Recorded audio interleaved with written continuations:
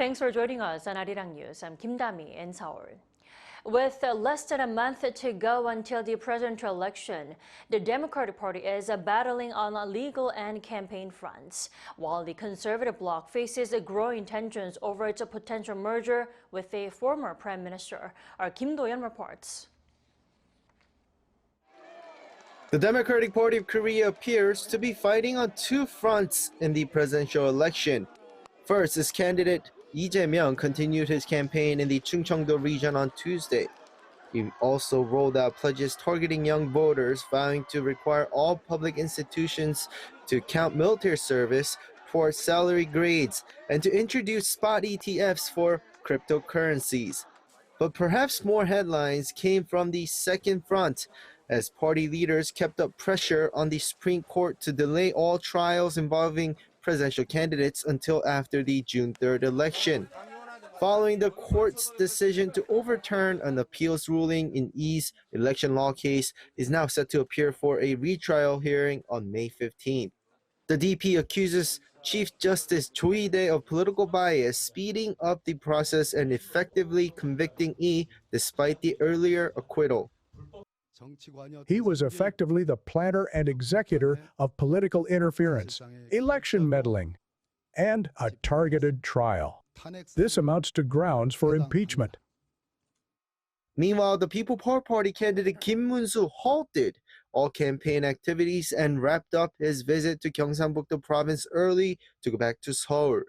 This as he remains at odds with party leadership over a potential merger with independent candidate and former Prime Minister Han Duck-soo.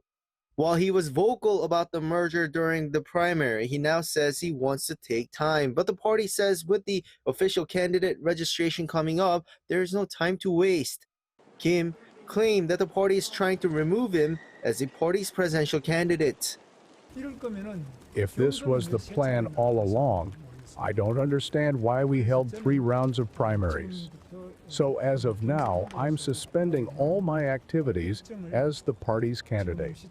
I will be heading back to Seoul to seriously address the pressing issues that remain.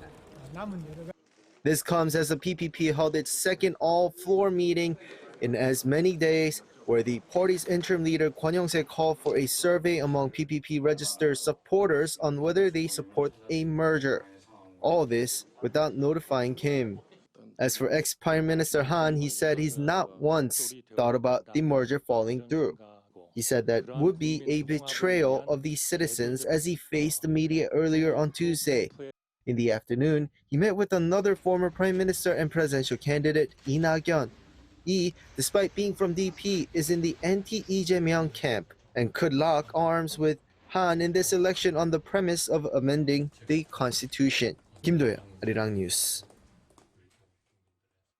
Now, over in the U.S., President Donald Trump said he will soon announce tariffs on pharmaceutical imports.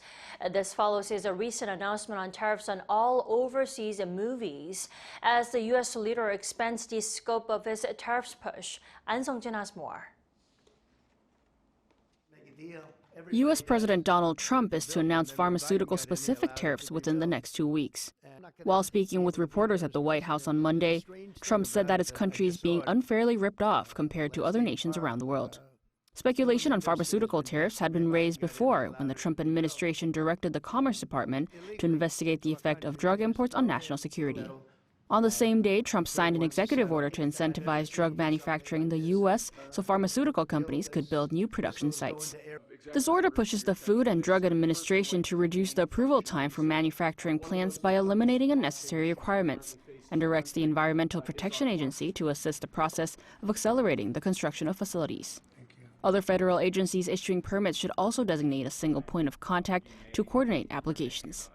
The announcement of potential levies has brought a stream of investment from drug makers, but some pharmaceutical companies have pushed back.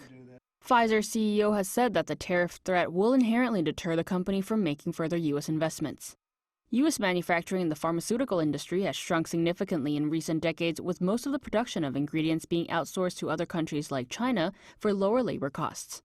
Earlier this week, Trump had made a social post saying that he will levy a 100% tariff on all movies coming into the U.S. that are produced from outside. Our film industry has been decimated by other countries, taking them out. And I'm not looking to hurt the industry. I want to help the industry.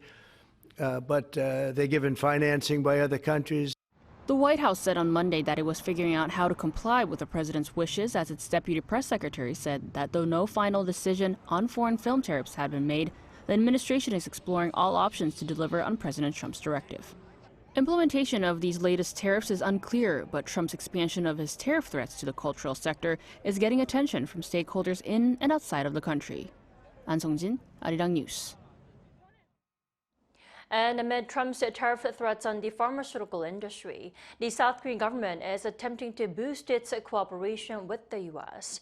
The health ministry announced on Tuesday that it has sent an official opinion paper to the U.S. on Sunday, which stated that the import of Korean pharmaceuticals contributes to the stability of U.S. supply chains and improved patient accessibility to drugs. It especially sought to highlight that the tariff measures are necessary as Korean pharmaceuticals do not pose a threat to U.S. national security. A joint representative team of the South Korean government, including trade and transport ministers and members of the National Assembly, are headed to the Czech Republic.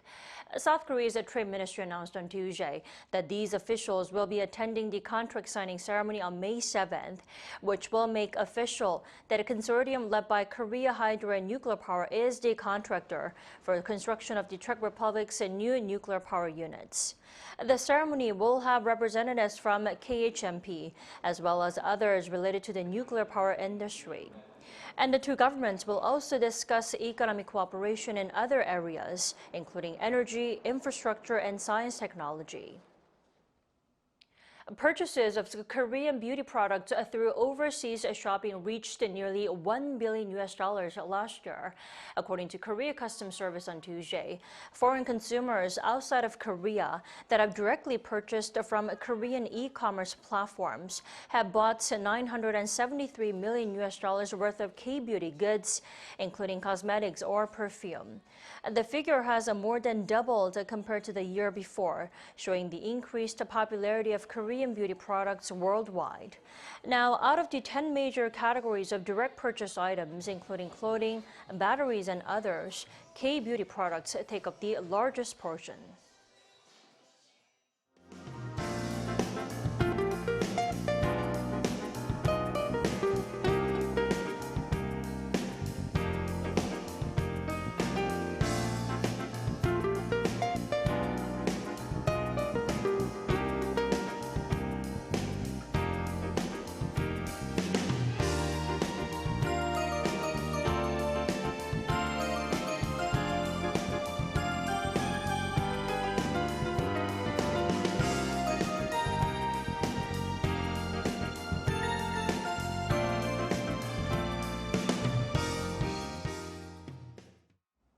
That is all we have on this Tuesday. Arirang News will be back tomorrow at 10 a.m. Korea time. Thanks for watching.